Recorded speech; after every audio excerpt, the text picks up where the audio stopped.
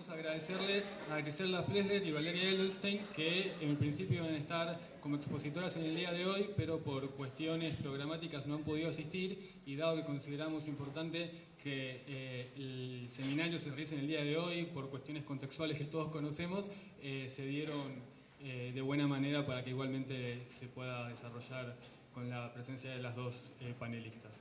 Así que, sin mucho más preámbulo, quiero agradecer a Diana Maffia por estar presente hoy. Diana es doctora en Filosofía por la Universidad de Buenos Aires y actualmente se desempeña como directora del Observatorio de Género de la Justicia, dependiente del Consejo de la Magistratura de la Ciudad Autónoma de Buenos Aires. Y Patricia Gómez es licenciada en Ciencia Política por la Universidad de Buenos Aires y magíster en Periodismo y Ciencias de la Comunicación por la Universidad Autónoma de Barcelona. Actualmente integra la red Argentina de Género, Ciencia y Tecnología. Y vamos a contar con la coordinación del panel de Gabriela Muriel de Lima, que es politóloga de esta casa de estudios y cursa actualmente la maestría en Estudios de Género de UNTREF.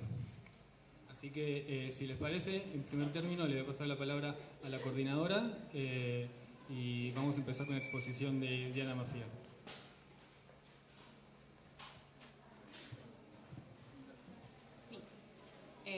Muy buenas tardes, noches a todos. Lo primero, Diana se tiene que ir pronto a las 8 en un ratito, así que vamos a hacer la exposición de ella primero y cuando termine vayan mandando las preguntas o las consultas que quieran hacer al hashtag. Cuando ya termine hacemos un corte y hacemos las preguntas de ella. Primero, antes que nada agradecerle muchísimo a los dos la presencia acá en el seminario y la participación, pero no solamente eso, sino también agradecerles la militancia y la lucha feminista durante tantos años, gracias a la cual hoy estamos a media sanción de aprobar el aborto.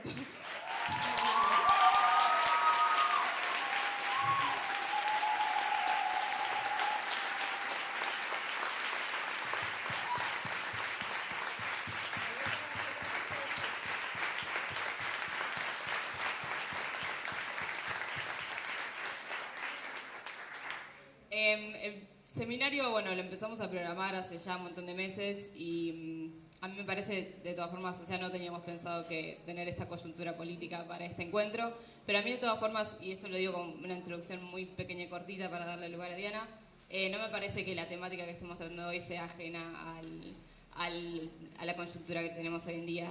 Creo que la crítica que el feminismo le ha hecho a la ciencia, no solo como por su sesgo antrocentrista como el conocimiento, sino también todas las prácticas excluyentes y desiguales dentro de las comunidades científicas, y también el hecho de que la ciencia no es una cosa que funciona en los laboratorios o en las universidades, sino que los discursos científicos circulan entre nosotros y entre los ámbitos todo el tiempo y gobiernan nuestras vidas y normalizan nuestras vidas y también están presentes cuando debatimos el aborto. Así que me parece que todo lo que hablemos hoy acá es muy relevante para el momento histórico que estamos atravesando. Así que, sin más que eso y no me extiendo más, le doy la palabra a Diana para que comience. Muchas gracias. Bueno, gracias. ¿Durmieron bien?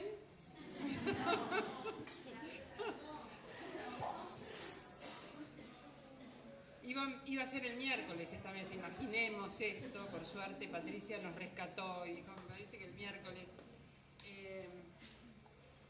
quería compartir con ustedes algunas ideas que efectivamente tienen relación con las resistencias profundas que tiene permitir que las mujeres seamos consideradas sujetos de decisión racional, de decisión política y de decisión moral.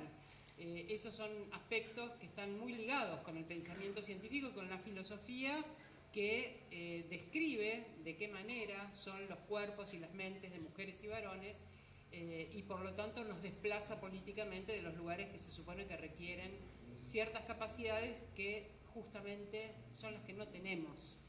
De eso voy a hablar y entonces sí está profundamente ligado con esta cuestión. Y pido de antemano disculpas porque me tengo que ir a las 8, se van a dar cuenta porque me empiezo a convertir en zapallo de poquito.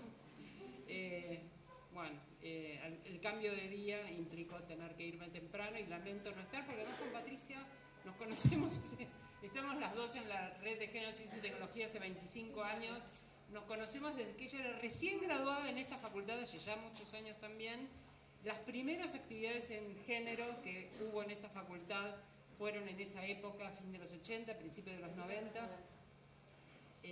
Y hace mucho que no estábamos juntas, nos vemos por otras cosas, porque trabajamos juntas, pero que no estábamos juntas en una mesa. Así que me hubiera encantado poder ahí profundizar este encuentro, pero bueno, ya me contarán. Siempre alguien por Twitter cuenta algo y me entero. Entonces quiero hablar de epistemología feminista y quiero hablar también de epistemología queer y de epistemología trans. Aunque la ciencia, tanto en su acepción antigua de conocimiento racional teórico como en la moderna ilustrada basada en la confrontación experimental de los datos, ha sido una empresa casi exclusivamente masculina, siempre se ha ocupado de las mujeres como objeto de sus investigaciones y el resultado ha sido invariablemente una justificación para negar nuestra capacidad de pensar y con ello de participar en los aspectos más valorados de la vida pública, la ética, la política, el conocimiento, la justicia. La expulsión de las mujeres en la ciencia, como en las otras construcciones culturales humanas, tiene un doble resultado: impedir nuestra participación en las comunidades epistémicas que construyen y legitiman el conocimiento y expulsar las cualidades consideradas femeninas de tal construcción y legitimación o incluso considerarlas como obstáculos. No solo las mujeres, por cierto, han quedado fuera de estas comunidades. Muchas masculinidades subalternizadas por una subjetividad hegemónica también fueron expulsadas. No hay más que pensar en varones indígenas y afrodescendientes para comprobarlo. Así, el conocimiento que se erige como el principal logro humano y como visión universal y objetiva del mundo expresa el punto de vista que las feministas llamamos androcéntrico, el del varón adulto, blanco, propietario, capaz. Las propias instituciones que estos varones crean legitiman y justifican la falta de condiciones indispensables del resto de los sujetos para participar en ellas. Nos niegan objetividad, racionalidad, capacidad lógica, abstracción, universalización y nos atribuyen condiciones a las que le restan cualquier valor epistémico: subjetividad, sensibilidad, singularidad, narratividad. Así nos expulsaron de la ciudadanía, pero también así nos expulsaron de todas esas otras instituciones: el Estado, la política, la ciencia, la teología. Se va a caer. Es difícil ver la relación entre las mujeres y la ciencia de otro modo que como una conjunción forzada de dos categorías definidas históricamente por el pensamiento patriarcal para no unirse. La construcción cultural de la ciencia hace de ella una empresa con ciertas características determinadas que, superpuestas a la construcción social de los géneros, dan el resultado bastante obvio de que se trata de una empresa masculina y no de todo varón, como dijimos. Quizás uno de los motivos que explican que a más de 40 años del desarrollo de las epistemologías feministas, sus críticas no hayan penetrado suficientemente las comunidades científicas, sea que es vista como una ideología, una crítica social por fuera de los métodos legitimados por la ciencia misma para evaluar conocimientos. En lo personal creo que la ciencia debe considerarse en su doble aspecto, como proceso y como producto, y que ambos son sexistas. Hay un sexismo que ha sido brillantemente señalado por muchas epistemólogas en las teorías científicas, el producto, y hay otro en la composición y exigencias de pertenencia y méritos en las comunidades científicas, el proceso. El desafío del feminismo consiste en mostrar el vínculo entre ambos y señalar que una mayor apertura en las comunidades conducirá, si no a un cambio radical en el conocimiento, al menos a una ciencia menos sesgada y, por lo tanto, si se desea, más genuinamente universal si apelamos a los propios objetivos de la ciencia. Este vínculo entre la inclusión en el proceso y la mayor objetividad del producto respaldaría las exigencias políticas del feminismo más allá de la cuestión jurídica de la igualdad de oportunidades y de trato, que es un argumento político. Sin embargo, y a pesar de tantos obstáculos, debe admitirse que desde sus inicios la ciencia ha hablado de las mujeres y que algunas escasas mujeres han participado de las actividades científicas. Estos dos modos de inclusión de las mujeres en la ciencia, como objeto y como sujeto de la misma, han sido explicitados en los estudios de género sin impugnar profundamente los métodos de la ciencia misma. Las mujeres como sujeto de la ciencia. El ideal moderno de desarrollo científico ha sufrido en la segunda mitad del siglo XX duros embates por parte de la sociología y la historia de la ciencia Y esas críticas alimentaron la epistemología feminista del último tercio del siglo pasado. Particularmente a partir de los años 70, la supuesta neutralidad de los saberes fue puesta en duda a la luz de una lectura política del cientificismo, releído como una actitud conservadora en defensa de los privilegios del statu quo. Pero aún los más agudos análisis del sesgo ideológico o valorativo que el investigador imprime a su producto, en los comienzos de la sociología del conocimiento ni siquiera rozan la cuestión del sexismo en la ciencia. Uno de los primeros y más famosos sociólogos de la ciencia es Merton, por ejemplo, que analiza que el 70% de la comunidad científica del nacimiento de la ciencia moderna, de la Academia de Ciencias, de la Academia Real de Ciencias de Inglaterra, eran protestantes. Eso le parece significativo. Que el 100% fueran varones no le parece significativo ni destacable. Inexorablemente, sin embargo, el avance del movimiento feminista, el creciente aunque insuficiente número de mujeres científicas y la crítica filosófica a la ciencia han confluido con el desarrollo de la historia de la ciencia hecha por mujeres. Hay que pensar que la década del 70 también es la del feminismo político, el afianzamiento de las mujeres en las universidades, a las que solo se les permitió el acceso a finales del siglo XIX y a los programas de doctorado a partir de los años 60. Es desde estas posiciones de autoridad epistémica y discursiva que las mujeres han empezado a construir su propia historia y también su propia historia como científicas. La historia y la filosofía de mujeres en ciencia ofrece diversos abordajes conceptuales. El primero procura echar luz sobre aquellas mujeres cuyas contribuciones científicas han sido negadas por las corrientes dominantes de historia de la ciencia. Son las actividades de rescate, se han hecho en casi todas las disciplinas, ¿no? El rescate de esas pioneras que no han sido mencionadas por la historia.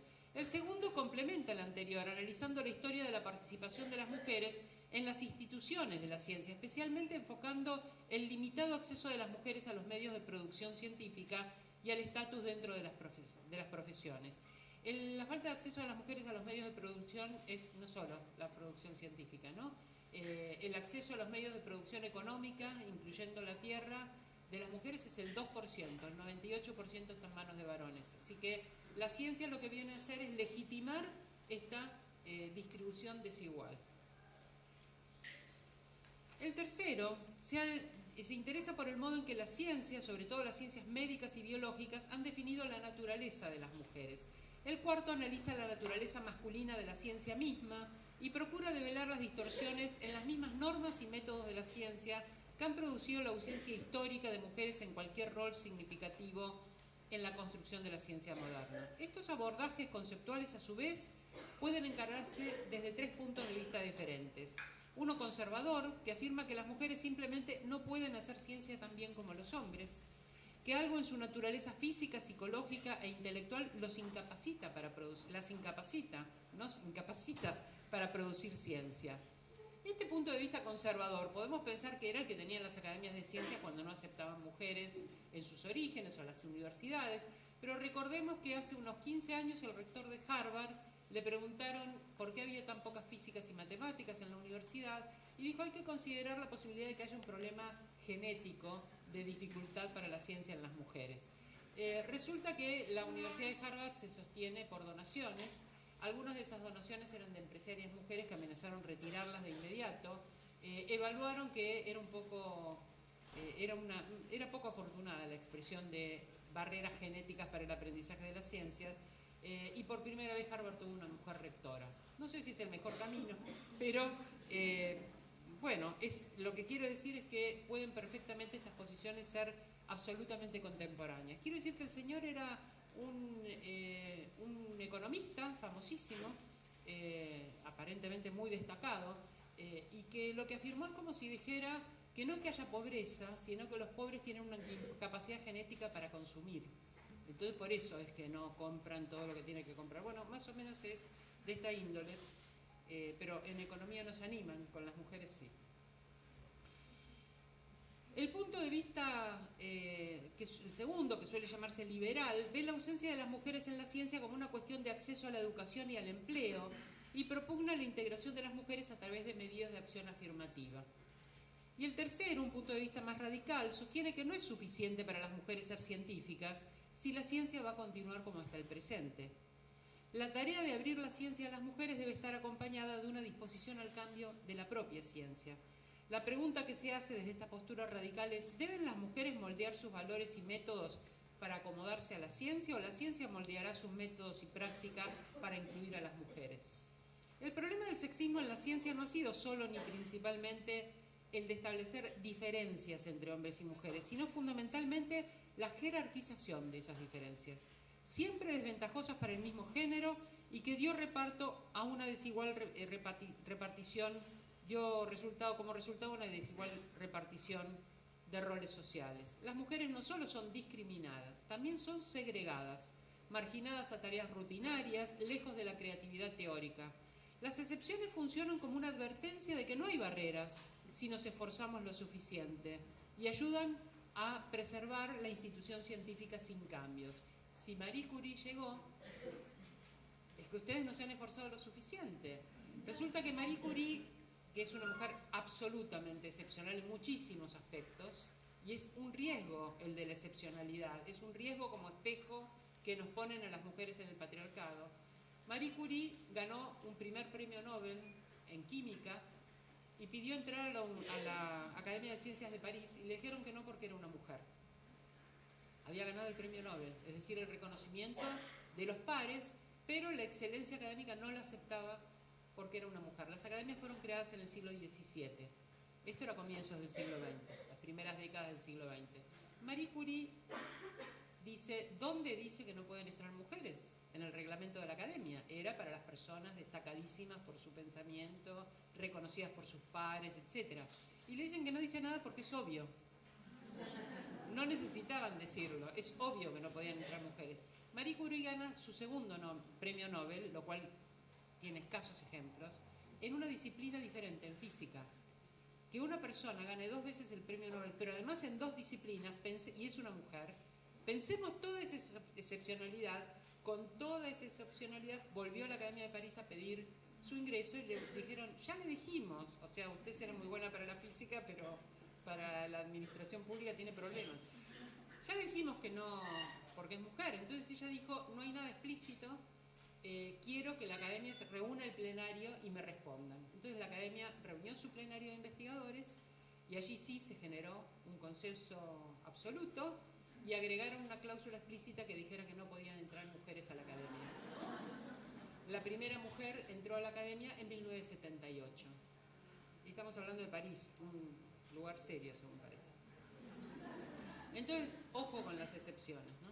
No se trata de sustituir una estrechez mental por otra, ni de complementar perspectivas masculinas y femeninas, sino más bien de una transformación de las categorías mismas de masculino y femenino, de mente y naturaleza, de razón y emoción, de conocimiento con y sin valor epistémico, buscando así una ciencia que permita la multiplicidad, la supervivencia productiva de diversas concepciones del mundo y sus correspondientes estrategias. Una variante muy interesante del trabajo de epistemólogas e historiadoras de la ciencia es el estudio de las mujeres ya no como sujeto, sino como objeto. El modo en que la ciencia ha descrito a las mujeres, lo femenino y la sexualidad no tiene desperdicio. Tendríamos que hacer una reunión especialmente para eso. Sobre todo las ciencias biomédicas nos han dicho cómo ser, cómo gozar, cómo parir, cómo sentir, cómo no pensar, cómo enfermar, cómo morir y obviamente cómo abortar. Todavía hoy nos cuesta vincularnos con nuestro cuerpo sin su mediación, incluso en experiencias muy propias como el parto y el aborto, sin la mediación de las ciencias médicas, ¿no? Nuestro pensamiento, nuestra percepción de nuestro cuerpo está mediado por ese discurso. El trabajo crítico en este terreno ha permitido revisar teorías muy sólidamente establecidas y que influyen en la vida cotidiana de las mujeres, tanto como en la determinación de su lugar social y político. Las contribuciones del feminismo a la epistemología son del último cuarto del siglo XX, relativamente escasas en comparación con otros temas, y hay entre las pensadoras feministas puntos de vista divergentes y hasta contradictorios sobre problemas centrales. Debemos considerar, por lo tanto, 2 tipos de diferencias: la diferencia de la perspectiva feminista en relación al conocimiento tradicional y la diferencia entre diversas posiciones feministas, con influencia de corrientes tradicionales de la filosofía, tanto analítica como continental, y más la analítica es la filosofía anglosajona, la continental es la filosofía europea, y más recientemente en la filosofía latinoamericana, diversos grados de sensibilidad a la crítica posmoderna y diversas posturas políticas, elementos no siempre congruentes entre sí y con el feminismo, se abordan problemas tradicionales como la objetividad y la justificación del conocimiento, poniendo atención en revelar el sujeto que lo produce. Los hallazgos epistemológicos más fuertes del feminismo reposan en la conexión que se ha hecho entre conocimiento y poder, no simplemente en el sentido obvio de que el acceso al conocimiento entraña un aumento de poder, sino de modo más controvertido, a través del reconocimiento de que la legitimación de las pretensiones de conocimiento está íntimamente ligada a redes de dominación y de exclusión. Helen Longino, una epistemóloga contemporánea, nota los paralelos entre los argumentos feministas y las tendencias en la filosofía crítica de la ciencia. Ambas convergen en la conclusión de que no hay posición de sujeto pura o incondicionada. Longino argumenta que tal reconocimiento requiere reconcebir el sujeto como social, esto es, como el producto de interacciones sociales entre miembros de una comunidad y las interacciones entre ellos y los objetos de conocimiento implicados, antes que una cuestión de interacciones solo entre el sujeto individual y el objeto a conocer. La objetividad revisada debe involucrar no solo reconcebir las relaciones de los individuos con el mundo, que buscan conocer, sino articular apropiadas estructuras y relaciones sociales para los contextos de investigación dentro de los cuales se persigue el conocimiento. Cuando vinculamos género y ciencia, nos interesa discutir en especial las estrategias metodológicas que permitan una reconstrucción feminista de la ciencia. No solo el papel de las mujeres como sujeto de producción de conocimientos, sino de los sesgos que el género le imprime al producto y a la teoría científica. Una historia internalista que meramente señala el progreso de una disciplina desde su constitución hasta su expresión más refinada, difícilmente recoja los criterios que influyen para integrar y modificar los contenidos de una teoría científica. Analizar la ciencia como un producto humano, ponerla en su contexto social de producción, develar los modos sutiles en que los sesgos de género han desviado a las mujeres de sus propósitos de conocimiento, requiere una reconstrucción externalista. La ciencia como objeto de conocimiento y su reconstrucción se transforma en una tarea que necesariamente resquebraja los límites académicos de la disciplina histórica.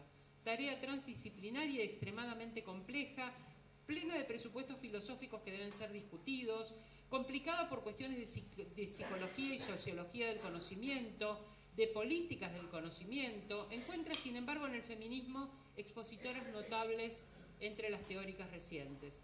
El sesgo sexista de la ciencia no solo proviene de que aún hoy las mujeres están bastante ausentes de su producción teórica y que de sus productos han generado una imagen de la naturaleza femenina que contribuyó a su confinamiento social. También influye el papel significativo que las políticas de género han jugado y juegan en la construcción de conocimientos supuestamente neutrales y que el modelo de sujeto que la ciencia prescribe contribuye a ocultar. Una de las estrategias de la epistemología feminista para desarticular la aparente neutralidad del investigador y develar el modo en que los intereses se filtran en la construcción de teorías científicas es el análisis del lenguaje de la ciencia. Se discute entonces su transparencia, su aparente referencialidad directa, para mostrar en especial el uso de metáforas. Se insiste mucho en que el lenguaje de la ciencia tiene que ser literal, tiene que ser directo, que no tenemos que emplear excursus raros, porque eso impregnaría el lenguaje de vaguedades y de defectos que el lenguaje científico no tiene que tener. Entonces, analizar las metáforas en ciencia rompe esta apariencia. Al desarticular las metáforas usadas por científicos, quedan de manifiesto las analogías que revelan no solo la asunción acrítica, sino incluso el refuerzo de ciertos valores sociales predominantes. Cuando esos valores implican relaciones opresivas entre los géneros, la ciencia se pone al servicio del control social. Las metáforas sexuales no son ajenas a la ciencia, es más, son propias del surgimiento de la ciencia moderna. Bacon, el creador en el siglo XVII del método empírico, del método experimental, decía, tenemos que dejar el dogmatismo que es pasivo y femenino, la mente tiene que ser masculina y penetrante y tiene que perseguir a la naturaleza hasta la recámara si es necesario y si no revela sus secretos, forzarla. O sea, una mente violadora su libro se llama El nacimiento masculino del tiempo. Tenía un problema, pobre Bacon, pero bueno. nos dejó la ciencia experimental.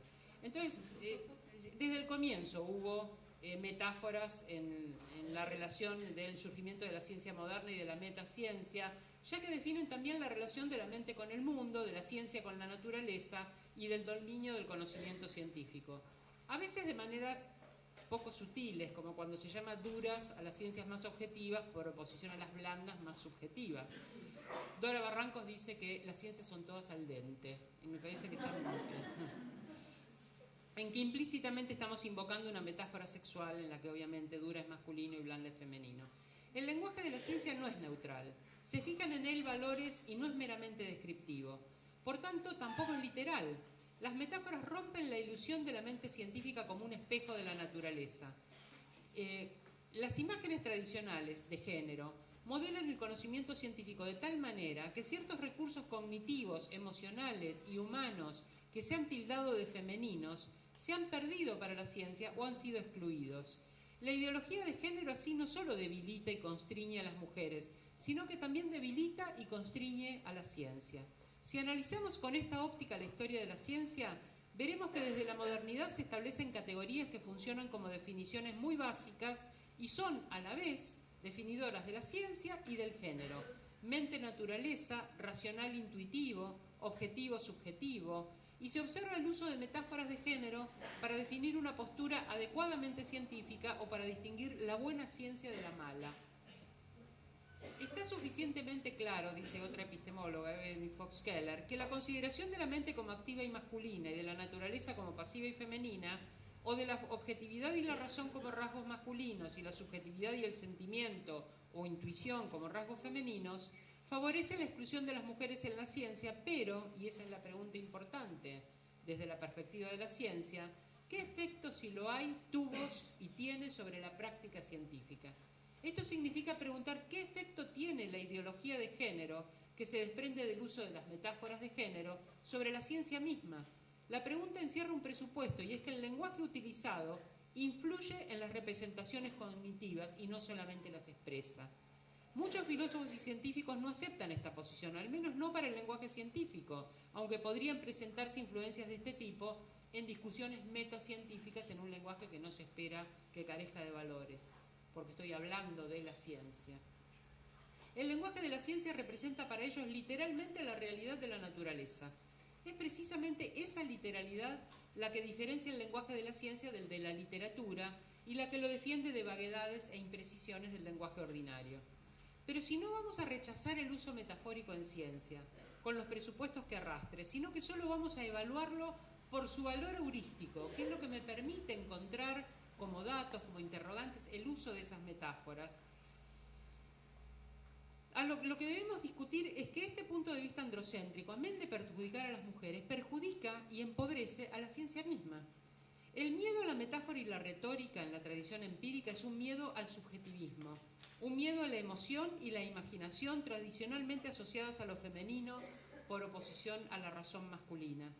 En 1666, momento del surgimiento de la época moderna, un filósofo que se llama Samuel Parker dice: todas aquellas teorías filosóficas que son expresadas solo en términos metafóricos no son verdades reales, sino meros productos de la imaginación, vestidos con unas pocas palabras huecas llenas de lentejuelas. Cuando sus disfraces extravagantes y lujuriosos entran en la cama de la razón, la profanan con abrazos impúdicos e ilegítimos. O sea, la razón tiene que ser casta, y cuando aparece algo femenino, pervierte la razón. Hasta nosotras podemos comprenderlo. Un ejemplo paradigmático del funcionamiento de las metáforas en ciencia que tiene relación directa con el género se refiere al modo en que los biólogos estudiaron el proceso de fertilización. Hasta épocas muy recientes, la célula masculina, el espermatozoide, se describía como activa, fuerte y autopropulsada, capaz de penetrar al óvulo, al cual entrega sus genes y así activa el programa de desarrollo. Por el contrario, la célula femenina es transportada y arrastrada pasivamente a lo largo de la trompa de Falopio hasta que es atacada, penetrada y fertilizada por el esperma. Es tan pasiva la célula femenina, el óvulo, que ni siquiera se arrastra solo, lo arrastra a la trompa de Falopio. En un artículo de divulgación destinado a discutir la relación entre lo real y lo imaginable, se describía así el origen de nuestras vidas. Cualquiera de nosotros proviene de un espermatozoide victorioso en una loca carrera contra centenares de miles de competidores. Por ello, cada uno de nosotros, improbabilísimo habitante de la realidad, tiene en el mundo de lo verosímil una colosal multitud, no se sabe si envidiosa o compasiva, de fraternales posibilidades frustradas. ¿Cuál es la meta de esa loca carrera de esos centenares de miles de espermatozoides? En este discurso épico masculino, una meta que no permaneciera quieta en su lugar, esperando al victorioso, o que seleccionara por sí misma a los competidores, sería considerada indecorosa. Se puede objetar que, por chocante que nos parezca a las feministas, este lenguaje pasivo para referirse al óvulo, o incluso su desaparición del discurso relevante, si la confrontación con los datos empíricos corrobora estas descripciones, merecerán seguir perteneciendo al cuerpo de la biología. Y así fue durante muchos años. Precisamente es algo destacable la consistencia de los detalles técnicos que confirman esta descripción. El trabajo experimental proporciona unos razonamientos químicos y mecánicos acerca de la movilidad del esperma, de su adhesión a la membrana celular y de su capacidad para llevar a cabo la fusión con esa membrana. La actividad del óvulo, en cambio, considerada inexistente, no requiere mecanismo alguno y por lo tanto se presume que no se produce. Esto es muy interesante porque estuvo frenada durante mucho tiempo la explicación de la química de la reproducción, porque llegó el victorioso, se apoyó en la pared del óvulo y ¿qué pasaba después? ¿Cómo hacía para penetrar al óvulo? Un espermatozoide tan pequeñito y tan cansado de esa loca carrera. Y ese óvulo que se había quedado quieto estaba muy relajado, pero no hacía nada, supuestamente. Una investigadora joven en un equipo de investigación hizo una pregunta, de esas preguntas que abren, preguntas heurísticas, preguntas que abren un campo nuevo de investigación. Preguntó, ¿y no será que el óvulo hace algo? Y entonces se abrió un nuevo campo y efectivamente el óvulo hace algo. ¿Cuánto podemos frenar la investigación sin una mirada que se haga esas preguntas? Porque se presume que óvulos y espermatozoides se portan como señoras y varones de la burguesía media de Europa. Actividad y pasividad son estereotipos tomados de los modelos culturales de género que obstaculizan nuevas hipótesis en ciencia y refuerzan las barreras para la participación creativa de otras miradas sobre el saber androcéntrico. No se trata solamente de permitir el ingreso de mujeres a la ciencia, si ellas serán luego obligadas a no apartarse de las líneas de investigación dictadas por los estereotipos de pasividad y actividad. Quisiera dar algunas ideas. Miren, voy a dar solamente mis conclusiones sobre el infeliz matrimonio del feminismo con el posmodernismo y el poscolonialismo. Ustedes pueden valorarlo, pero no voy a hablar ni de Foucault, ni de Lyotard, ni de Wittgenstein, sino que simplemente voy a decir, las mujeres reclaman para sí el lugar de sujeto de enunciación, un lugar de autoridad que fundan en la propia experiencia como legitimación de una visión propia de su condición. El feminismo de la igualdad, que no discutía las jerarquías del patriarcado, sino su sexualización, y solo reclamaba para sí el acceso de las mujeres a los bienes culturales, da paso al feminismo de la diferencia, con una exaltación de lo femenino, tal como el patriarcado la había descrito, pero sublimando su valor moral. La subversión semiótica, consistente en dejar de ser objeto para pasar a ser sujeto del discurso, subversión semiótica que hemos ejercido en el debate sobre aborto, corre entonces el riesgo de asimilarse al discurso totalizador del que se pretendía escapar. Es en este contexto que se vuelve significativa la pregunta de Gayatri Spivak: ¿puede hablar un subalterno? Si el oprimido va a hacer oír su voz al opresor, será en los términos que el opresor comprende, es decir, en sus propios términos. Esto viene además de la dialéctica del amo y el esclavo de Hegel, ¿no? La voz de las feministas académicas anglosajonas, describiendo de modo esencialista el universal mujer, recibe la inmediata desmentida de las feministas de las minorías afrodescendientes. El universal estalla en múltiples diversidades, pero ¿pueden ellas, las subordinadas, hacerse oír en la academia? La academia va a buscar a las subordinadas en sus distintos campos, a estudiarlas y luego traerlas con el lenguaje académico a la academia. Pero pueden hacerse oír en su voz propia, y en su voz propia con autoridad epistémica y no como un objeto folclórico. Si la mayoría de ustedes son de ciencias sociales, es una pregunta que sigue siendo sumamente relevante. El posmodernismo y el poscolonialismo entusiasmaron al comienzo a las feministas latinoamericanas, que encontraron expresadas algunas de las profundas críticas en proceso contra el centralismo de la racionalidad europea. Pero en términos políticos, estas posiciones pueden resultar en una trampa seductora desde el punto de vista intelectual, pero inmovilizadora en una región donde las mujeres apenas pueden percibir la opresión de género entre tantas opresiones superpuestas.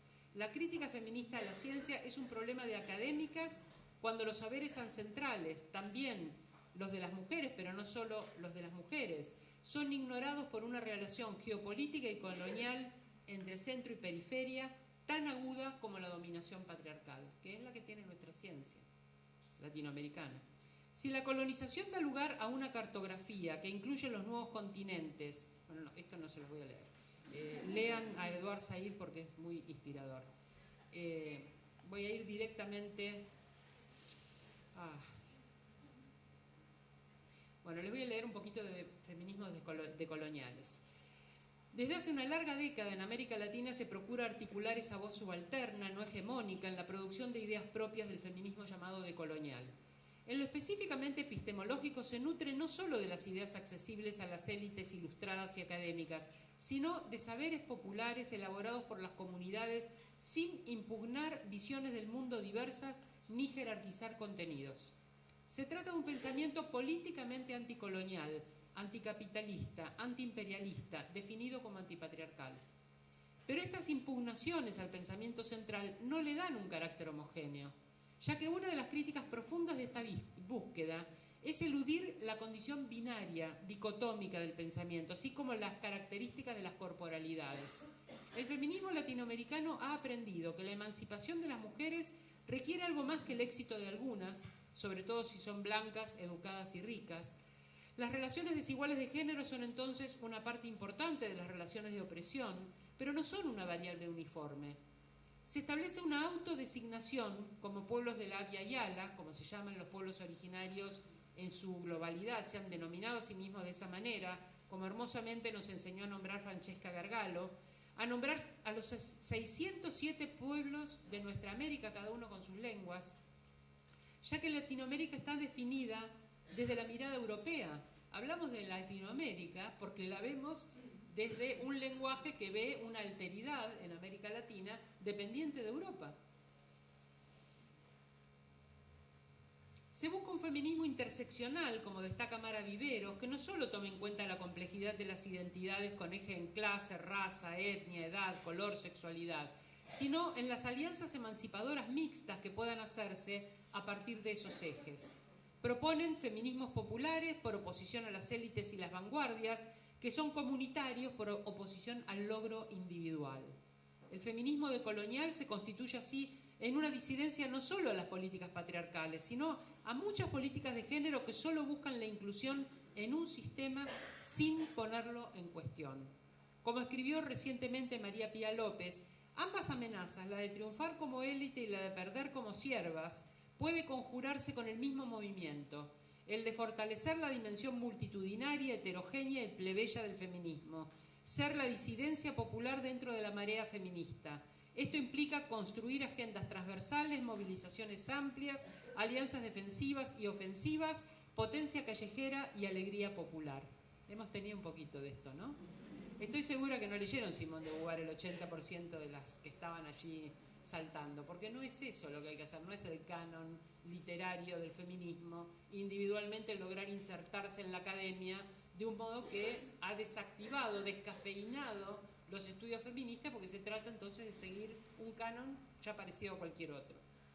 La relevancia de la crítica epistemológica en esta construcción es central. Como sostiene Yuderquis Espinosa Miñoso, una de las más activas participantes, se trata de que trabaja feminismos negros, además, y es muy interesante, se trata de pensar el feminismo nutriéndolo con otros saberes que rompen con las epistemologías modernas occidentales y eurocéntricas. Saberes comunitarios, indígenas, afros, populares, urbanos, que configuran visiones del mundo invisibilizadas y marginadas del conocimiento, en particular el de la ciencia, impuesto como universal, pero que se ha construido sobre la segregación y la exclusión de esas miradas.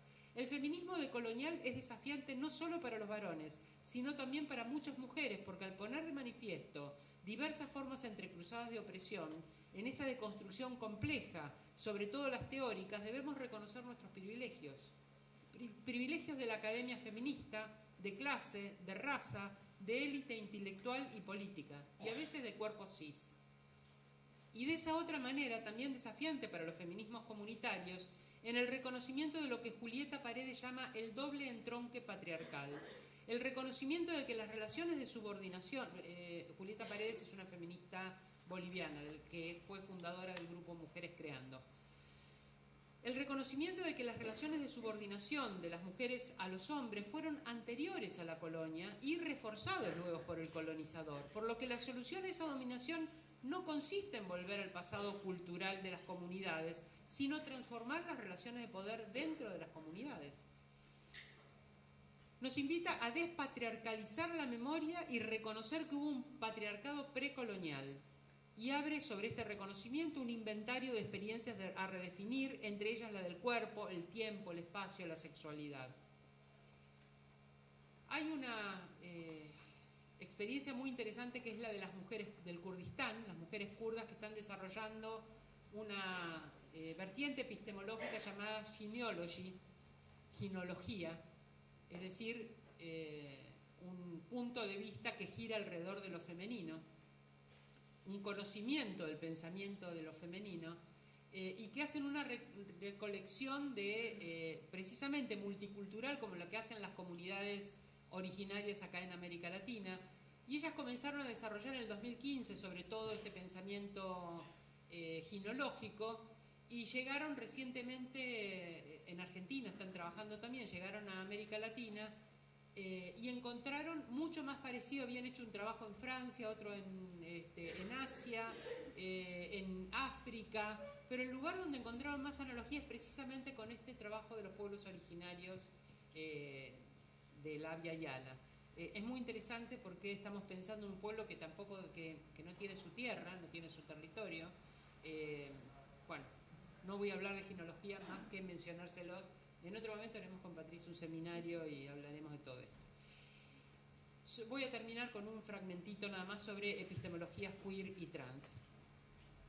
La deconstrucción de las identidades sexuales, distinguiendo sexo, género, orientación y prácticas sexuales, abre un horizonte de diversidades y disidencias a las normas que ponían límites a las identidades y cuerpos admitidos dentro de la norma o, por el contrario, patologizados o penalizados.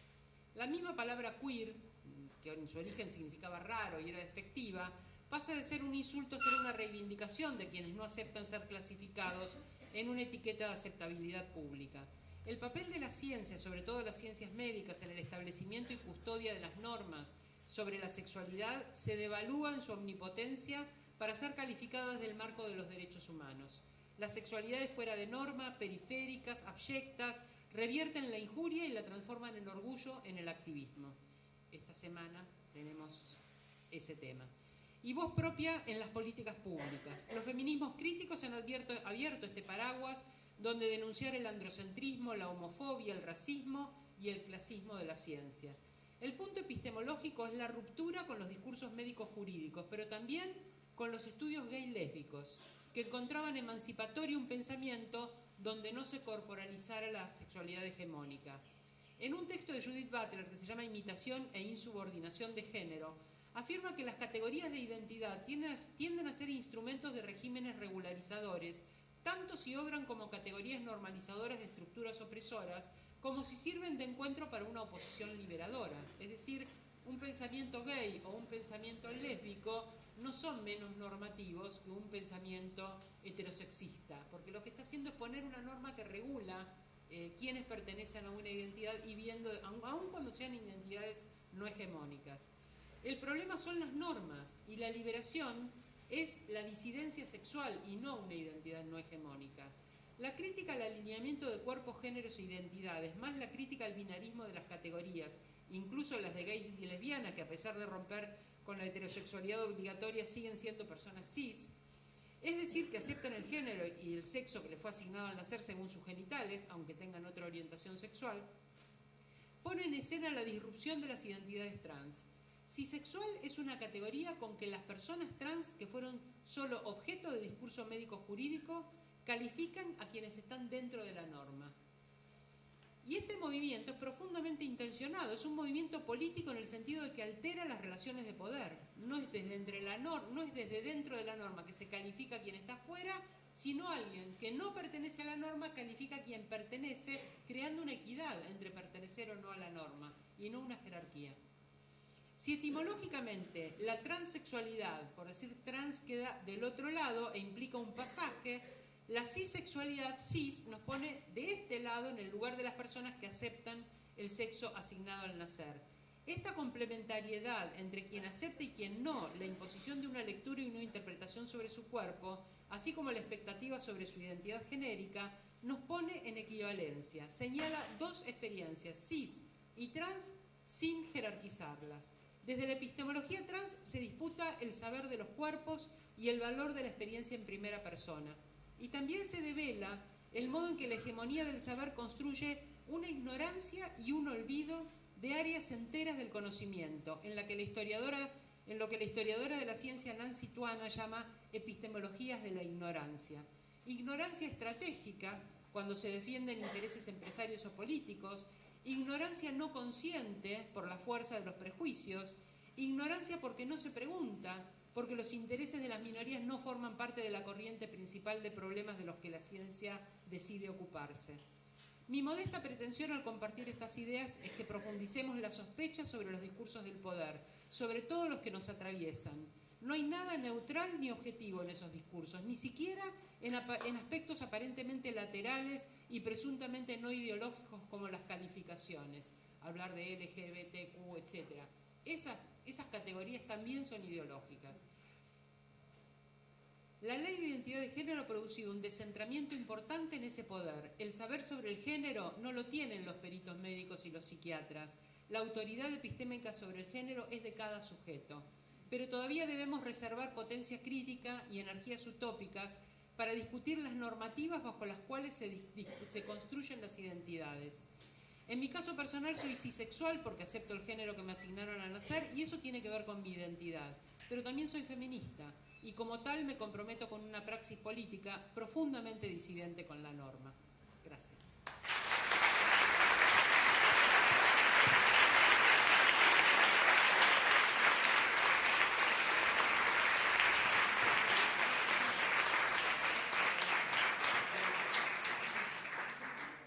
Bien, vamos a hacer algunas preguntas que tenemos del público. La primera es, a 100 años de la reforma universitaria, ¿crees que el género es una temática que pueda adscribirse a los pilares fundantes de la universidad pública? ¿Y qué rol crees que cumplió la ciencia y los y las científicas en el debate y la media sanción de la legalización del aborto? Con respecto a la primera, la reforma universitaria no se ocupó ni tuvo protagonistas tan relevantes que discutieran cuestiones sobre el papel de las mujeres, etc. Creo que fue una reforma fundamentalmente destinada a sacar la universidad del clericalismo, lo cual todavía es un trabajo.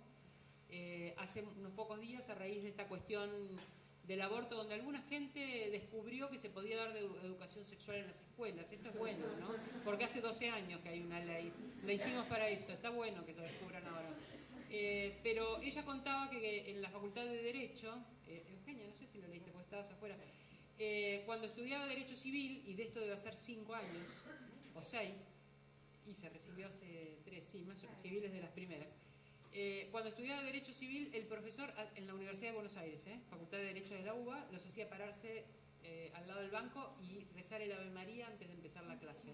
Universidad de Buenos Aires, siglo XXI, y obviamente país laico. Entonces, todavía ese aspecto, el del laicismo, no hay más que ver a nuestro alrededor para darse cuenta que fue un objetivo 100 años atrás, donde la universidad era el convento, muy importante, pero que cuesta mucho alcanzar. No me parece que haya habido ahí ni una preocupación por la ciencia, ni una preocupación por el género, ninguna de las dos cosas. O sea que para el tema de hoy diría que la reforma universitaria, que considero loable en otras cosas, para esto me parece que no nos trajo tanta novedad. El mayo francés tampoco, así que estamos más o menos a mano y tardamos medio siglo más. Con respecto a qué importancia tuvo el pensamiento científico para discutir el aborto, yo creo que hay algo que tiene que ver con la política, hay algo que es el debate republicano que debió haberse dado en la audiencia pública, donde los datos tienen que formar una parte fundamental de la discusión política, y seguramente Patricia podrá decir mucho más que yo sobre esto porque trabajó mucho sobre políticas públicas, fundamentación de políticas públicas, estrategias de género y de paridad en las políticas públicas, una serie de cosas para las que necesitamos datos confiables. Datos confiables son datos que cualquier sujeto puede eventualmente fiscalizar e investigar. Una cosa extraordinaria que ha pasado es que han habido muchos observatorios para ver si los datos que se estaban dando eran buenos o no. En esto tiene mucho que ver la tecnología, el acceso a la posibilidad de globalización y de inspección, por lo tanto, mucho más a mano de los datos. El problema es que la tecnología lo que no nos da es criterios. Hubo varias frutas y verduras científicas en el debate, ¿no? Una de ellas es la del síndrome post-aborto, el sufrimiento espantoso. Incluso publicó un aviso en La Nación, que es una gran tribuna de... iba a decir, pero es una gran tribuna hostil a los avances de la democracia.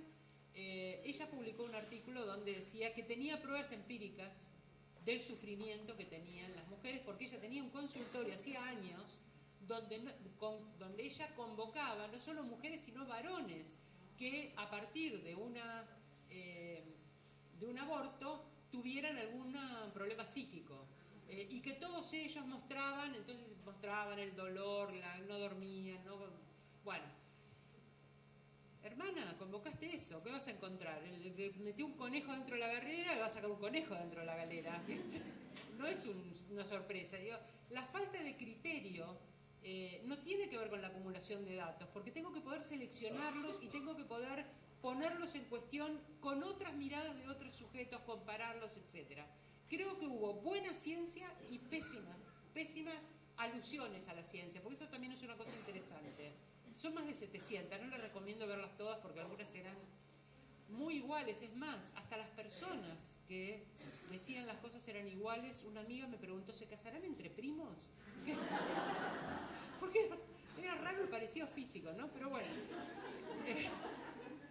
Pero se decía, la ciencia ya ha dicho taxativamente que la vida empieza desde el momento de la concepción.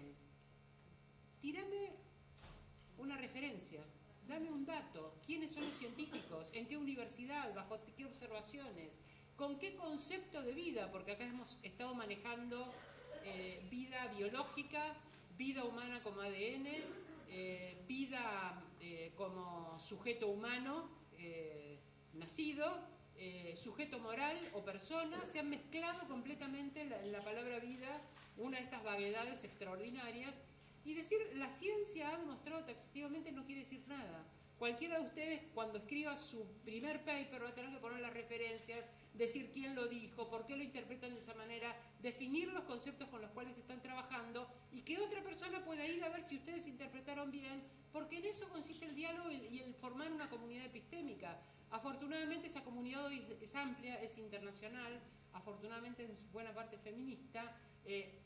Hemos preguntado y nos han dado recursos, le hemos brindado a los legisladores y ellos han tomado y han seleccionado recursos, y la verdad es que no hace falta más que escuchar la sesión para darse cuenta quién los usó y quién no.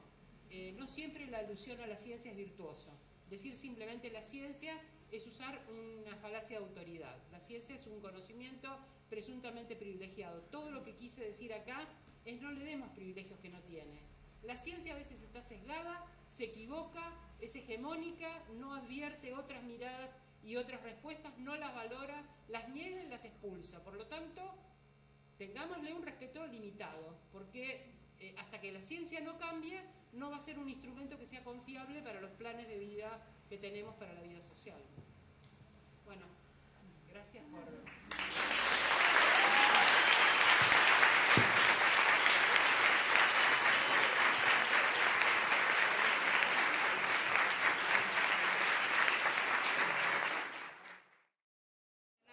A todas y a todos. La verdad que remarla después de Mafia no es la mejor de las situaciones, pero vamos a hacer el intento. Voy a tratar de ser breve. Me paro, aunque no se note, por el 1,5 metros, pero bueno, porque me siento más cómodo, es un vicio docente que dejé esta casa. Y el mes de junio para mí es bastante particular por muchos motivos. En primer lugar, porque he vuelto a la Facultad de Ciencias Sociales, a la carrera de Ciencia Política, después de exactamente 19 años que firmé primero mi licencia sin goce de sueldo y después mi renuncia a la carrera, después de haber sido la profesora titular más joven de la carrera cuando hacía la disciplina de campañas electorales y comunicación científica, y de haber tenido el honor con Tete Argenti de haber tenido la primera asignatura sobre género en la carrera de Ciencia Política, que era Género y Política, que se dictó del 99 al 94. Yo ya entré el otro día, que estaba al punto del bobazo y me la pasé llorando. Ahora que vuelvo en el mes de junio, 19 años después. Hoy es el cumpleaños de Loana Berkins. Hoy es el aniversario, perdón, es muy difícil. Con Loana compartíamos el horóscopo, así que mucho más todavía. Dicho todo esto, le voy a ser franca. Preparé la presentación, la desarmé el 13, la volví a armar ayer a la madrugada, después dije, basta. Démosle una vuelta de tuerca a esta cuestión, hablemos de 3 o 4 elementos básicos en relación a la ciencia y la tecnología, pero sí quería mencionar estas genealogías, porque una cuestión que a veces no se suele reconocer desde la academia es el tema de quiénes estuvieron antes y quienes construyeron conocimiento científico y quienes construyeron incidencia junto con nosotros y nosotras. Y esto me parece un tema sumamente relevante, porque no hay conocimiento científico, no se puede construir conocimiento científico sin el reconocimiento de las personas que nos acompañaron, de quienes nos nutrimos y a quienes se lo vamos a dejar. Y esto para mí es una cosa fundamental. En un momento me puse a hacer una lista de las compañeras, con las escasas compañeras con las que estuvimos en la primera y en la segunda cohorte, y después dije, me voy a olvidar de alguna, después va a ser peor. Entonces decidí que, si me iba acordando, iba mencionando algunas de ellas, pero sí me parece que es muy importante dar cuenta de esta construcción de conocimiento colectivo, porque en eso precisamente es la sororidad. Este término que últimamente parece que se hubiera puesto de moda y que de moda tiene poco, me parece que es sumamente importante dentro de cualquier aula universitaria. El reconocimiento de la construcción y la autoría del trabajo ajeno es fundamental. Y es especialmente fundamental para cualquier sujeto que se encuentre en una situación de subalternidad en relación al conocimiento. Diana recién lo decía mucho mejor que yo, pero hasta hace unos años, durante mucho tiempo, me dediqué a acciones afirmativas, ¿sí? Cuando nadie se dedicaba a acciones afirmativas y cuando te vetaban el ingreso al CONICET, si presentabas un pedido de beca para trabajar las acciones afirmativas en el Parlamento argentino, con el argumento de que no era un tema políticamente relevante. Al día de hoy celebro no solo que le hayamos metido 30 años la ley de la 24012 de mal llamado cupo femenino, y encima le pusimos la paridad. En una de esas, por ahí ahora en el CONICET se evalúa como científicamente pertinente. Dicho esto, y de paso, cañazo, me tenía que sacar las ganas, no sé por qué estaba contándoles esto, la construcción de conocimiento científicamente relevante se construye con otros sujetos. Y en esta construcción de otros sujetos, yo decía que trabajaba sobre acciones afirmativas y entonces el título típico era Acciones afirmativas para grupos desaventajados. Creo que lo usé varias veces. Entonces, en un momento, cuando yo ya empecé no solamente a hablar de las mujeres, digo, perdón, ¿son grupos desaventajados? O sea, ¿por qué desaventajados? ¿Son menos hábiles? ¿Somos boludas por naturaleza? ¿Vieron en esa lógica rusoniana de que uno es bueno por naturaleza? No, nosotras somos boludas por naturaleza. No, no somos boludas por naturaleza. Y si no lo somos, entonces la situación de desventaja no es de desventaja sino de subalternidad. Alguien, que es el patriarcado, nos está poniendo en esa situación. Y para quienes vienen de ciencia política, y para quienes no también, pero quienes vienen de ciencia política cursaron teoría 2, ¿sí? En teoría 2, un clásico, teorías del contractualismo, Hobbes, Locke y Rousseau. ¿Me equivoco? ¿Venimos bien? Y entonces está la teoría anglosajona, el hombre, entonces te muestran la figurita del Leviatán y en la edición tal, esta figurita del Beaumont. Esta historia la conocemos todos. ¿Cuántos de ustedes conocen el Emilio de Rousseau? 1, 2, 3. Bueno, ya va queriendo. Esto tiene. Yo hacía esta misma pregunta hace 5 años atrás y decían algo le pegó mal. ¿Por qué? Porque la culpa la tiene Rousseau. Y soy una absoluta convencida de que la culpa la tiene Rousseau. En primer lugar, porque hoy calificaríamos a Rousseau como un abandónico, que dejó a su progenie abandonada, no pagaba alimentos, se exilió. Pero ¿por qué digo la culpa la tenía Rousseau? Mientras en el contrato social tenemos esta maravillosa argumentación en torno a cómo todos los sujetos libres e iguales concurrimos en igualdad de condiciones a la firma del pacto, resulta que Rousseau, el único lugar donde justifica la desigualdad a la hora del concierto social es en el discurso de la desigualdad de las especies. Y lo pone en acto en el Emilio. El Emilio es un libro maravilloso que es por qué nos comportamos como hoy nos comportamos en nuestras sociedades burguesas y capitalistas. Y entonces resulta que Emilio es un nene de una clase social en ascenso a la que Rousseau va a ser su tutor, y entonces empieza desde el momento en que nace, cómo hay que ponerle los pañales, por qué hay que amamantarlo de determinada manera. Emilio crece, llega a los 8, a los 9 años, Emilio se le empiezan a despertar las neuronas.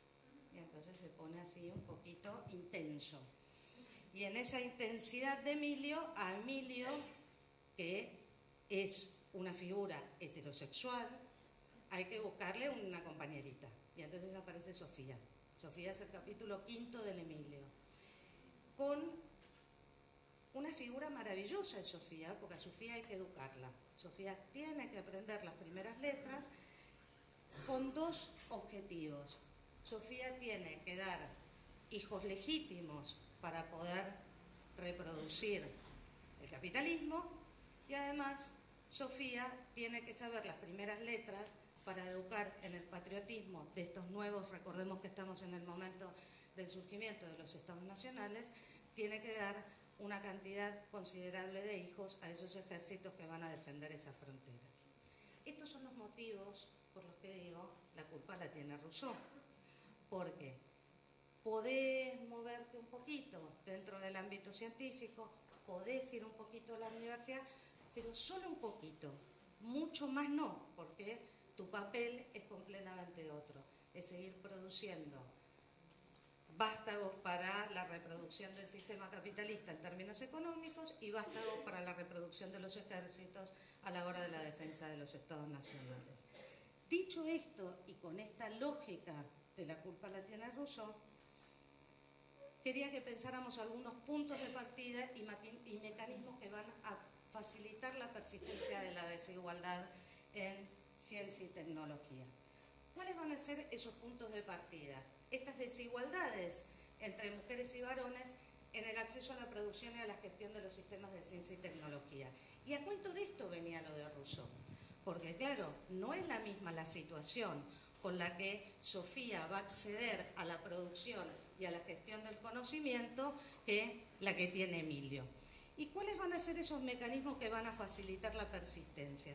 Precisamente la naturalización de las microdesigualdades. Yo aquí podría haberles traído el típico cuadro de cuántas mujeres acceden según determinadas carreras, cómo se evoluciona en el CONICET, y decidí que no iba a hacer eso porque prefería discutir estas cuestiones, ¿sí? Ejemplo típico de naturalización de las microdesigualdades. Bueno, no hablan de las mujeres porque, claro, como estamos hablando de la teoría contractualista, sí, pero hay toda una producción teórica, por ejemplo, desde el liberalismo académico en relación a una crítica de esa crítica al contrato social. ¿Cuál es la transversalización de la perspectiva de género a lo largo del plan de estudio? De ciencia política y del resto. De escasa a nula. ¿Cuántas titulaciones, cuántas materias obligatorias, no digo las otras, cuántas de las materias obligatorias hay que se dediquen a mirar específicamente las diferencias entre varones y mujeres u otros grupos subalternizados alrededor de la ciencia política? De escasa a nula. Bueno, esta es la naturalización de las microdesigualdades en los sistemas de ciencia y tecnología. Empezamos a naturalizar lo que no es obvio, ¿sí? Empezamos a no registrarlo. Otros puntos de partida y otros mecanismos que facilitan la persistencia, ¿sí? Esto de que llamamos horadar la piedra. Podemos decir que hay una supresión de las últimas barreras formales que impedían a las mujeres participar en la ciencia y la tecnología. Hasta acá estamos más o menos de acuerdo. No hay impedimentos formales para ingresar a la universidad. Y tampoco hay impedimentos formales para ingresar a las academias. Sin embargo, hay una invisibilización de las barreras informales. Y esta invisibilización de las barreras informales se ve en cuáles son esos mecanismos por los cuales mujeres o otros grupos subalternizados no acceden a determinados puestos de conducción dentro del sistema científico-tecnológico. Y luego vamos a ver alguno de ellos. Pero, ¿cuántas mujeres hay en las academias de ciencias sociales o de otras disciplinas? Últimos puntos de partida y mecanismos que facilitan. Mecanismos insuficientes para garantizar la supresión de desigualdades. Alguien podría decir, bueno, sí, pero por ejemplo en la política está la 24012, ¿sí? O la ley de paridad que se sancionó el año pasado. Sin embargo, si bien hubo muchas más mujeres en el debate en relación al aborto, no necesariamente hay un número suficiente como para garantizar que los argumentos científicos fueran aquellos más relevantes. O sea, pasamos del cementerio de fetos a la cría de marsupiales. Había toda una cosa muy zoológica. Yo no puedo entender. Hay gente acá que le da por la zoofilia, mejor no pasemos por ahí a la noche. Bien, pero, y aquí sí hago un pie de página. Ninguno es loco, ninguna es loca. La del bebito o en la versión feto wifi de Mafia no es loca, es mala gente.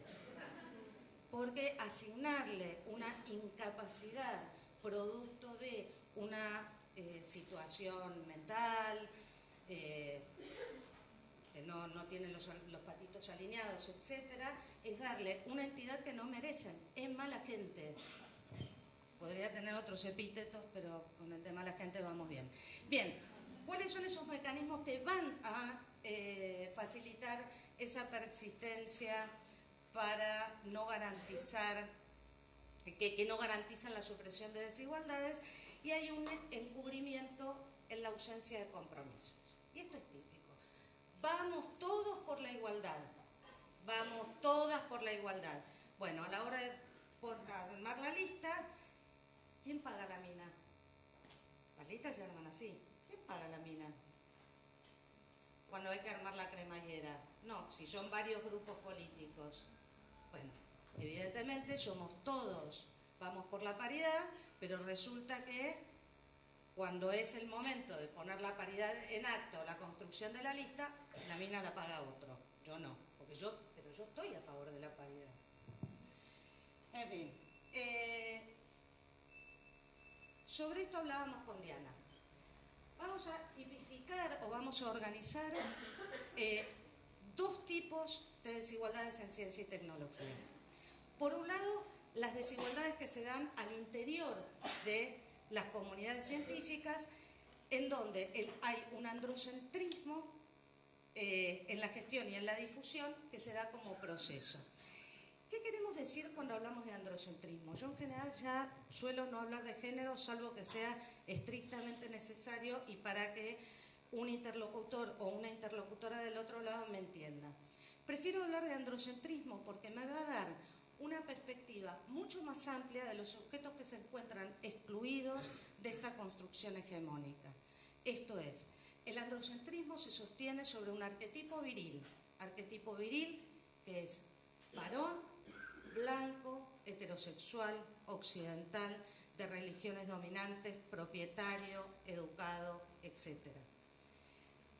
El problema es que ese arquetipo viril sobre que se sostiene todo el sistema científico-tecnológico, incluso todo nuestro andamiaje jurídico, termina siendo ese modelo weberiano, ese tipo ideal weberiano, que es así de chiquitito, pero que resulta que termina organizándole la vida a todos y a todas las personas que estamos aquí ubicadas. Entonces, es mucho más que una distinción binaria entre varones y mujeres. Hay muchos varones que también se quedan afuera de esta lógica. Y el quedarse afuera de esta lógica muchas veces te excluye de entender en las comunidades científicas, entenderlos como un proceso. En la imagen se ve una foto medio deslucida, pero que es una foto de la conferencia Solvay de 1927, con un ejercicio admirable por parte de cada uno y cada una de ustedes. Traten de identificar si hay alguna mujer. Exactamente, para quienes vieron la foto en alguna oportunidad, la única que está sentada en la imagen es Marie Curie. Otra vez volvemos a la excepcionalidad. Y fíjense qué interesante, decidí que esta foto la iba a traer en colores porque en general es una foto blanco y negro. Entonces, en la foto de blanco y negro, efectivamente, para hacer este ejercicio es mucho más fácil porque no se ve nada y entonces ella está vestida igual que todos los otros señores, dando cuenta de una necesidad de mimetización con ese androcentrismo en la gestión y difusión del conocimiento para poder formar parte de esa comunidad. Y a esto nos referíamos con Diana con la excepcionalidad. Cuando se es la excepción que confirma la regla, hay que mimetizarse con ese proceso dominante para sobrevivir. El segundo grupo de orígenes de la desigualdad ya no está en las comunidades científicas, pero se articula con ellas, sino en las teorías científicas. Y en este sentido, el androcentrismo va mucho más en la construcción del conocimiento ya como producto, ya no solo como proceso, sino fundamentalmente como producto. Y como ejemplo de ello, que es muy paradigmático, traje el ejemplo de lo que tiene que ver con los síntomas y el diagnóstico de infarto diferencial en varones y en mujeres. En los últimos años se logró detectar que las mujeres tienen una serie de síntomas diferentes que los varones a la hora de los infartos. Los dolores no son tan agudos, sino que son menos agudos pero más persistentes en el tiempo. Una serie de características que tienen que ver con el producto. Empiezan con dolores en las cervicales y en los hombros. Entonces, cuando una serie de médicas cardiólogas empieza a investigar, dice, pero ¿cómo puede ser que tengamos muertes de mujeres por infarto agudo de miocardio sin ningún tipo de síntoma previo? O sea, la mina se les moría de repente. No, lo que pasa es que la medida de esos síntomas estaba medida exclusivamente para los varones. Entonces, cuando las mujeres iban con estos síntomas, le decían, señora, un ibuprofeno, se me queda un día tranquilita y se le pasa. ¿Vieron que el ibuprofeno es una cosa así de para todo? Bueno, en fin. ¿Cuáles van a ser? Vimos estos orígenes, veamos cuáles son las manifestaciones de la desigualdad en ciencia y tecnología.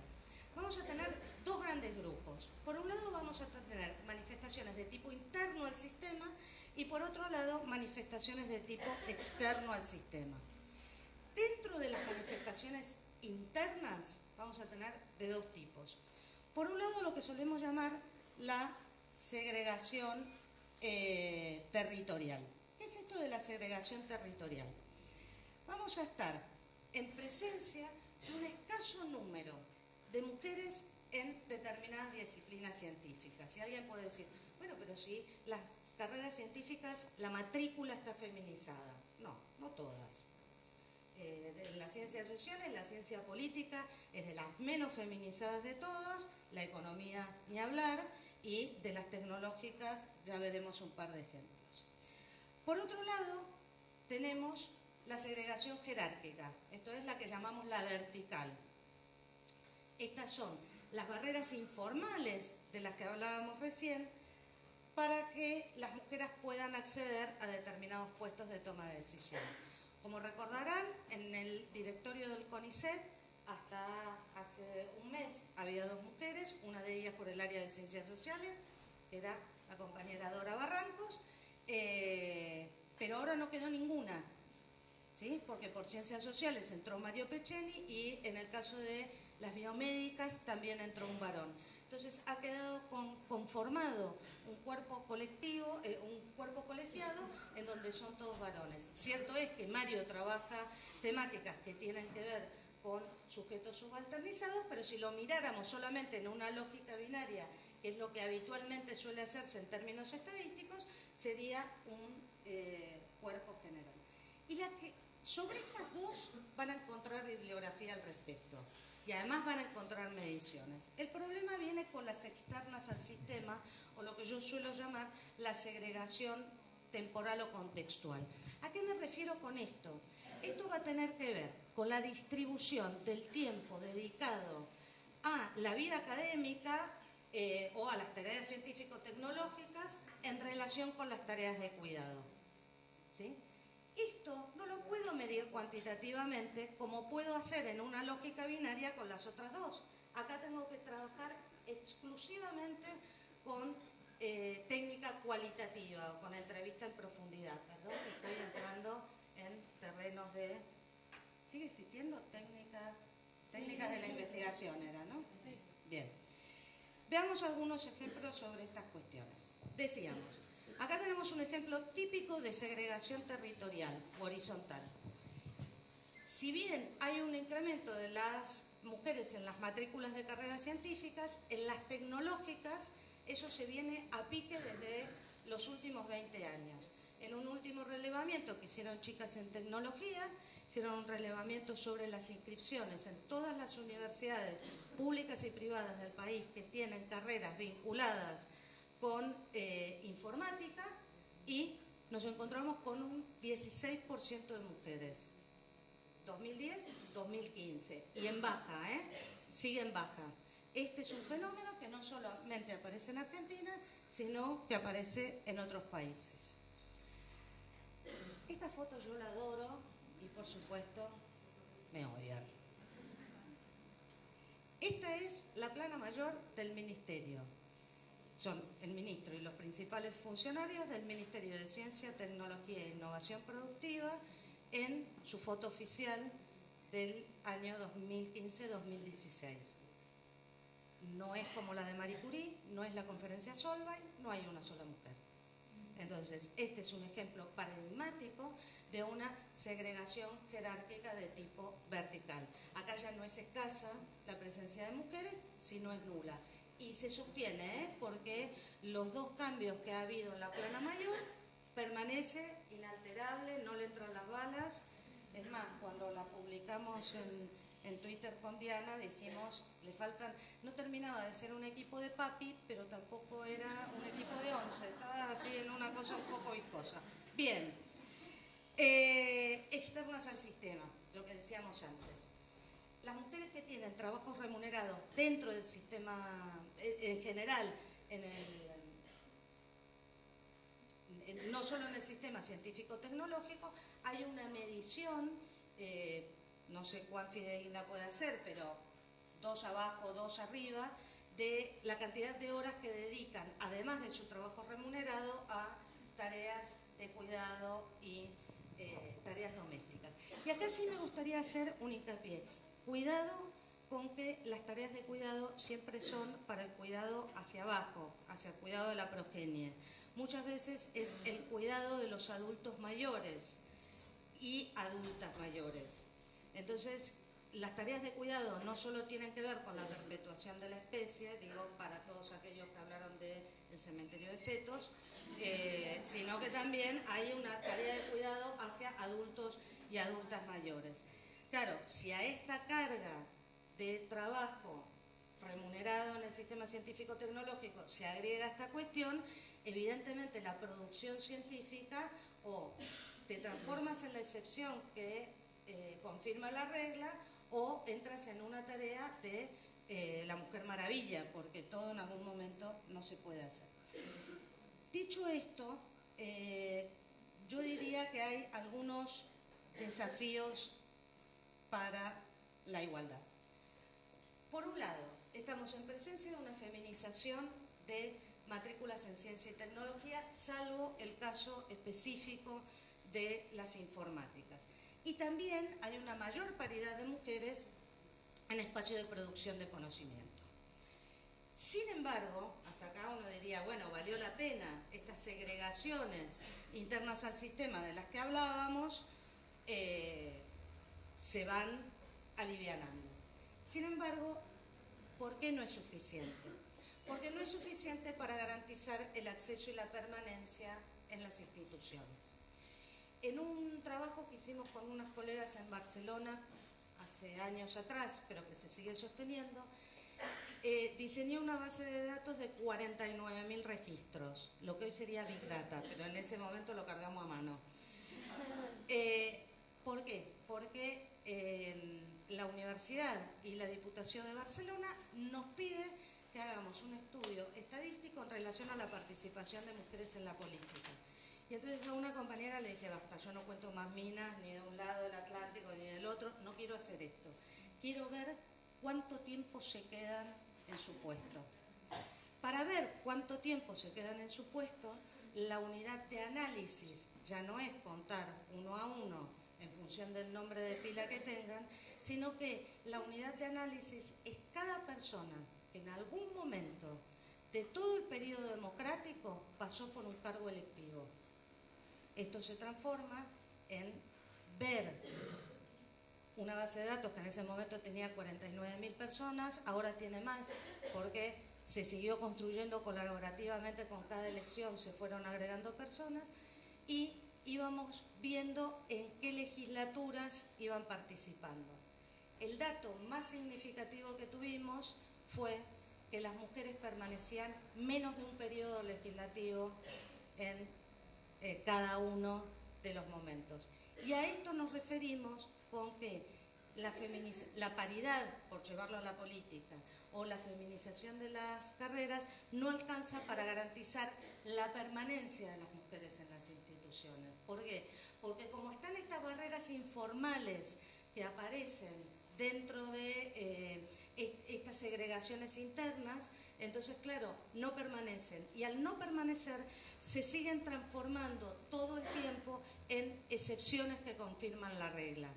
¿Se entiende a dónde voy con esta idea? Pero además hay una segunda cuestión, que es que si lo que producen esas mujeres u otros grupos subalternizados no es por parte del sistema científico-tecnológico entendido como o valorado social o científicamente, pues entonces lo único que hace es terminar de reforzar el androcentrismo que la propia ciencia tiene. En vez de horadar la piedra, lo único que está haciendo es pasarle la agüita por arriba. Y esto es a lo que, cuando se habla de transversalización de los planes de estudio, nos estamos refiriendo a esto. Si yo hago una asignatura en donde termina siendo el coto para ir a un lugar cerrado, a ir a hablar exclusivamente de cuestiones de género y no la transversalizamos en el programa, corremos precisamente el peligro de terminar reforzando esta lógica androcéntrica. Pocas veces se discute, por ejemplo, típico caso. Bueno, en realidad John Rawls, ¿no?, y su teoría de la justicia no tiene un sesgo de género. Ah, no, perdón. ¿Y quiénes se ponen el velo de la ignorancia? ¿Cómo se conjuga? Porque John Rawls nos cuenta la regla del Maximin después del velo de la ignorancia, pero antes no sabemos quién fue.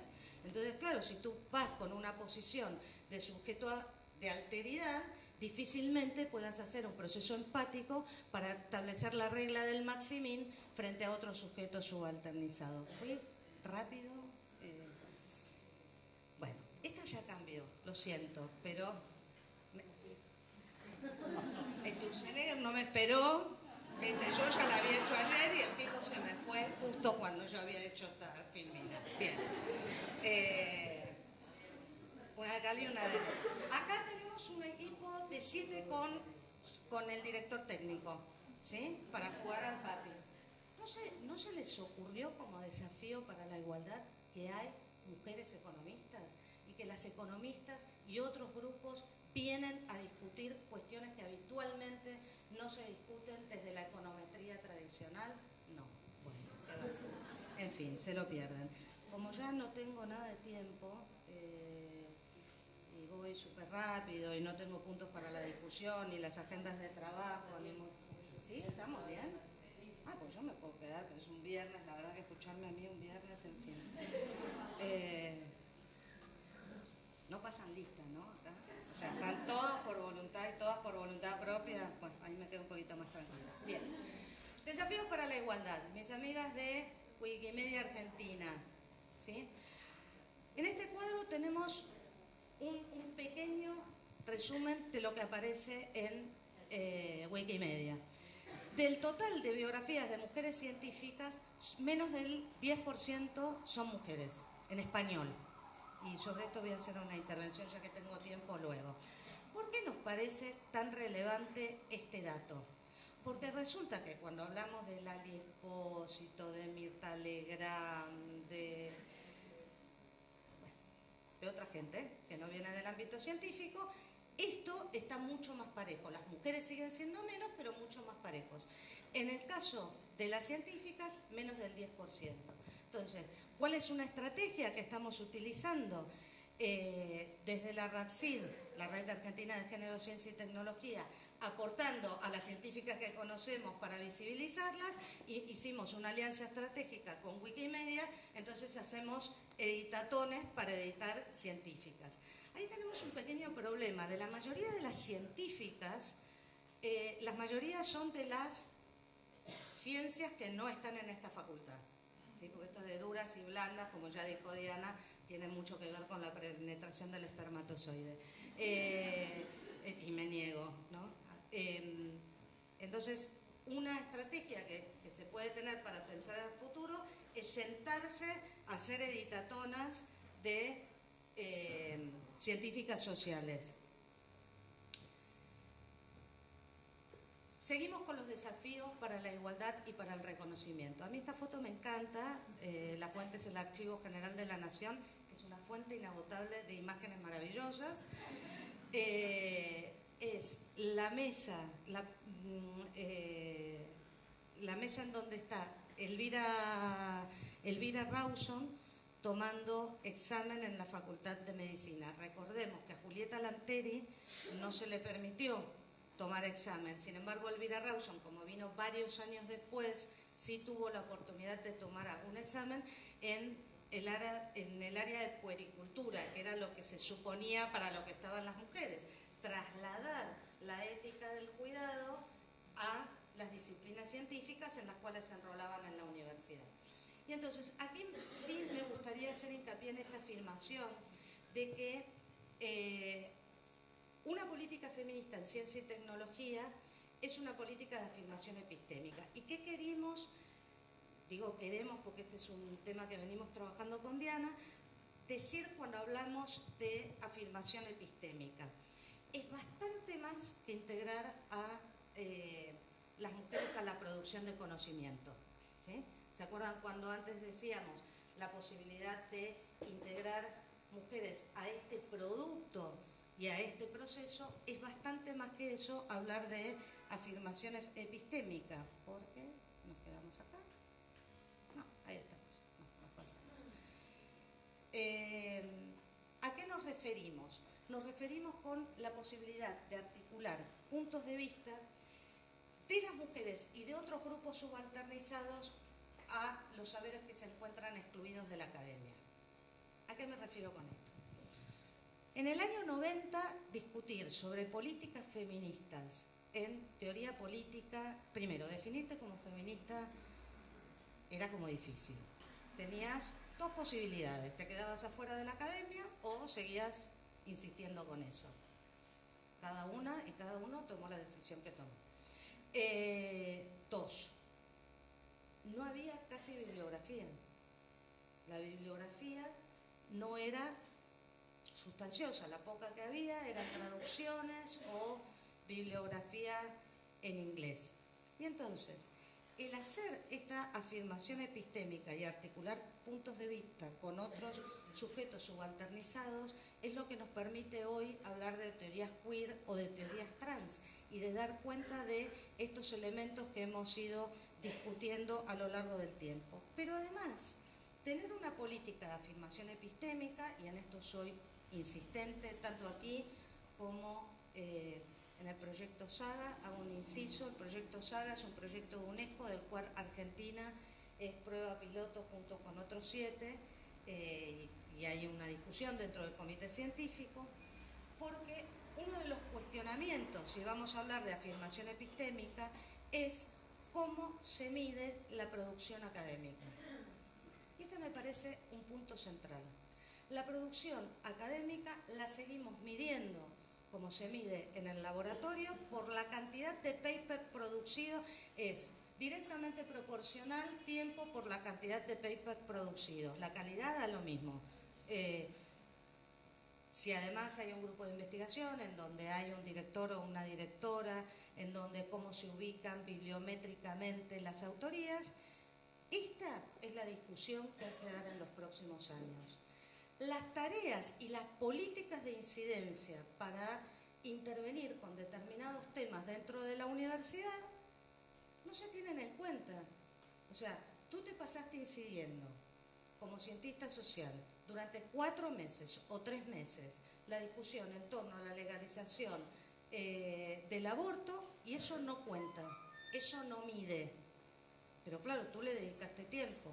Entonces ahí nos encontramos con otra cuestión que es no solo el tiempo a las tareas de cuidado, sumada a las tareas académicas, sino las tareas de incidencia.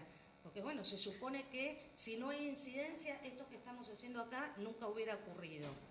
Entonces, empecemos a pensar no solo en articular con otros puntos de vista, sino en empezar a cuestionar estos formatos establecidos que aparecen como tan livianos. Me voy a saltar varias cosas más y sí quiero mencionar algunos impactos en relación al feminismo. Uno de ellos es la creación del premio L'Oréal UNESCO, que es Las Mujeres por la Ciencia. En Argentina suele tener mucha difusión porque en el momento en que se entrega el premio hay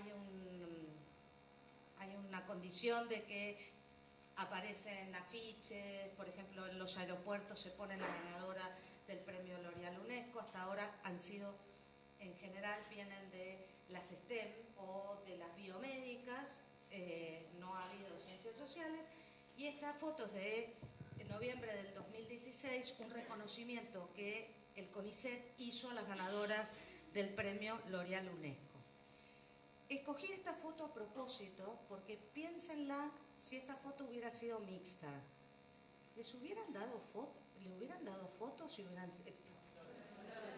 flores a los señores? No dudo. Entonces, fíjense qué interesante, estamos reconociendo a figuras como Andrea Gamarnik y no se nos ocurre mejor y feliz idea, un organismo, que es el organismo rector de la ciencia y la tecnología, de darle un ramito de flores. Bueno. Y esta, porque siempre hay que ver el vaso medio lleno, y después de lo del martes yo tengo varios vasos medio llenos. Esta es la misma foto, es del año pasado, en Trento, de la reunión número 103 de la Asociación de Física Italiana, en donde reprodujeron la vieja foto Solvay de 1927, donde Marie Curie era la única, con Guido Tonelli, son todas mujeres, en la puerta de la Asociación de Física, con Guido Tonelli, que es uno de los descubridores del bosón de Gibbs, la partícula de Dios. Chan, chan, gracias.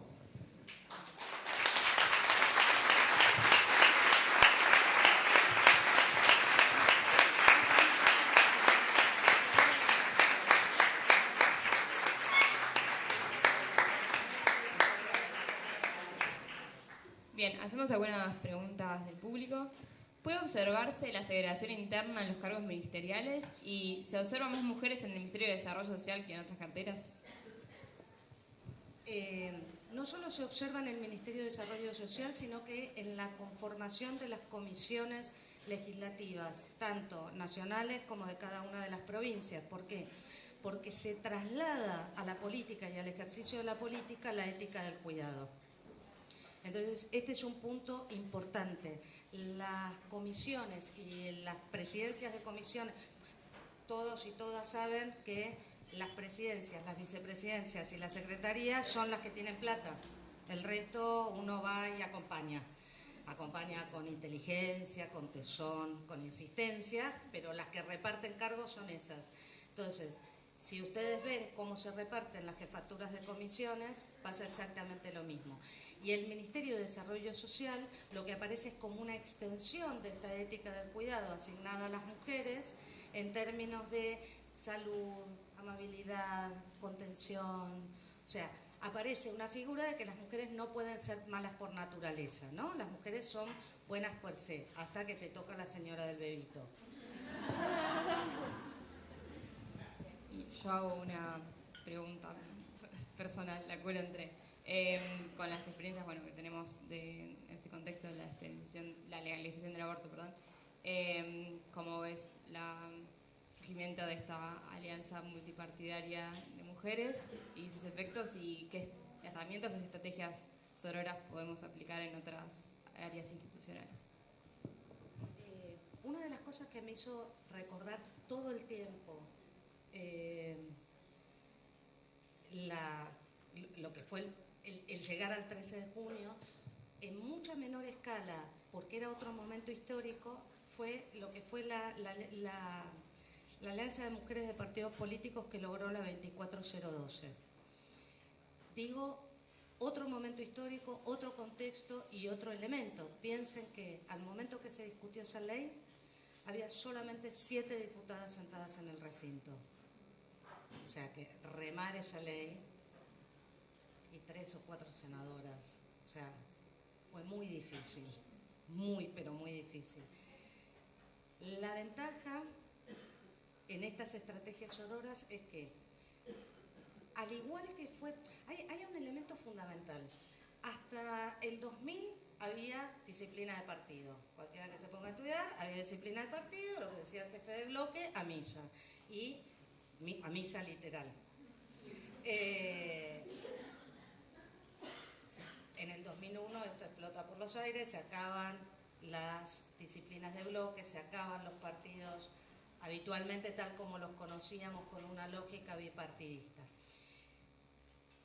Son dos fenómenos distintos para tener en cuenta, pero lo que me pareció interesante es que tanto en el año creo que lo puse en Twitter, tanto en el año 85, cuando se sancionó la ley de divorcio vincular, como ahora, se permitió que no hubiera disciplinas de bloque y se apeló a la libertad de conciencia.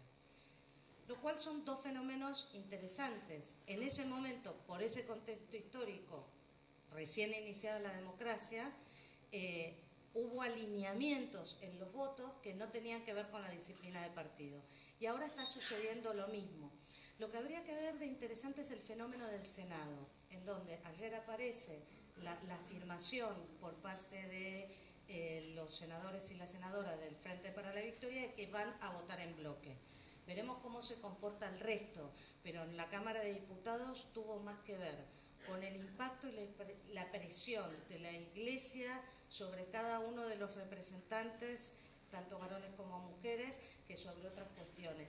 Y en este sentido me parece muy interesante el final de la votación, el primer final, el del 131 a 123, cuando hay una señora desgañitada desde el fondo que gritaba, que decía, ¡somos 5! Que la señora quería que cambiaran 5 votos, y entonces traten de buscar ese segmento, y entonces en un momento, bueno, que cambia el voto, que se había equivocado, y yo decía, la verdad que no había mucho que equivocarse, pero bueno, el cansancio. Sí, lo sé.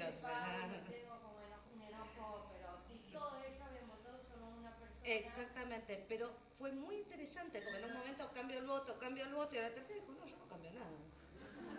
Entonces, ahí también hubo una suerte de operación analítica que hay que empezar a mirar también esas gestualidades. Eso una. Dos.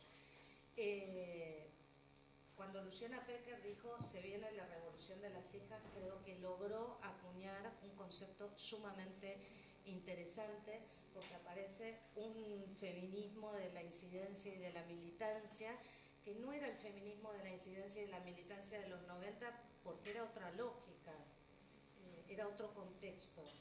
Yo lo celebro, ¿no? Al futuro. Muchísimas gracias, Pato.